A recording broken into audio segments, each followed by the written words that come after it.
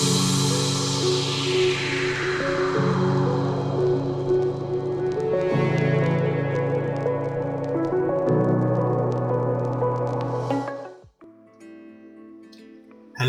and welcome to the most in-depth tutorial of M1-M2 carbine. As some of you on the stream might have noticed, I might have a couple of hours in the game with the gun. Having tried basically almost every combination on a gun, I'm going to share my experiences with it, so you wouldn't have to play with the gun as much as I did, but get the same knowledge. For the ease of use, I have timestamps on the left of the screen, so feel free to skip towards the part you're interested about. The standard way of modding the carbine is scope or sights, paired with trigger and spring. Going full RPM is required because the amount of bullets required for heavyset gold is 5, which will be really noticeable when fighting people with it. It is also not going to add any significant recoil because of the base recoil stats being so good. Shooting more bullets means more potential for hitting a headshot for those nasty HnG headshots.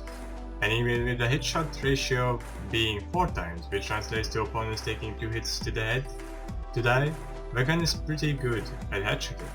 I should also note that the barrel serves no purpose because the damage increase over range is not significant enough, meaning the bullets is a better option for it if you don't want to rely on the headshot. Having said that, there are still caveats that you should consider. This can be narrowed down to a couple of points. Sights provide slightly better accuracy, are cheaper to maintain, and are better with point-and-click fire badge. More on that later. However, you're also going to get more recoil and might potentially miss targets because of the gun obstructing your vision. Scope will make it easy to aim at certain parts of the body, but it will cost you a lot of credits, so it's a sort of a trade-off. I've seen people argue about this and both sides have their points. So here is the reasoning behind both. If you are fighting players without heavyset gold, you might consider modded bullets. That is because it drops the time to kill by a decent margin. However, it will also add significant amount of sway to the gun, so you are sacrificing that as well as more of your credits for the luxury.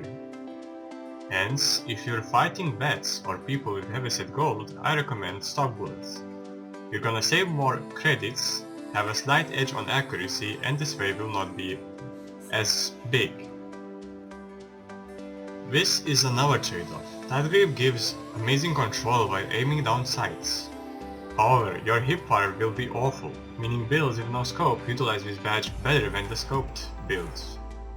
However, based on your preferences, you can still use it with the scope.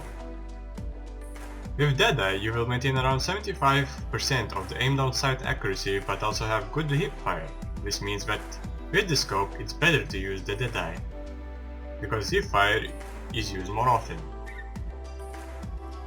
Now there is a third option you can try for badges, and that's pointer quick fire, which increases the hipfire accuracy by 75%, which is substantial.